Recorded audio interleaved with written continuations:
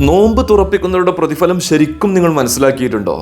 റസൂലുള്ളാഹി സ്വല്ലല്ലാഹു അലൈഹി വസല്ലം തങ്ങൾ പറയുന്നത്, മൻ ഫത്വറ സ്വാഇമൻ കാന ലഹു മിസ്ലു അജ്രിഹി ഗൈറ അന്നഹു ലാ യൻഖുസു മിൻ അജ്രി സ്വാഇമി ഷൈഉൻ.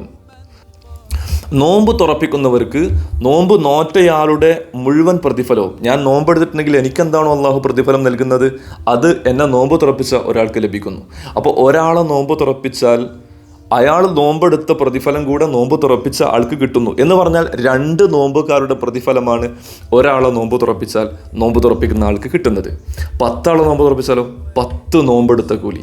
അപ്പോൾ ഈ റമദാൻ മാസത്തിൽ തന്നെ 30 നോമ്പെടുത്ത കൂലിയല്ല, ചിലർ 40 നോമ്പെടുത്ത കൂലി കിട്ടും, ചിലർ 50 നോമ്പെടുത്ത കൂലി കിട്ടും, ചിലർ അതിലേറെ ഒരുപാട് ആളുകളെ നോമ്പ് തുറപ്പിച്ചവരുടെ കൂലി അവർക്കൊട്ടും കുറവ് വരുത്താതെ നമുക്ക് കൂടി കിട്ടാനുള്ള ഏറ്റവും വലിയ മാർഗമാണ് നോമ്പ് തുറപ്പിക്കുക എന്നുള്ളത്.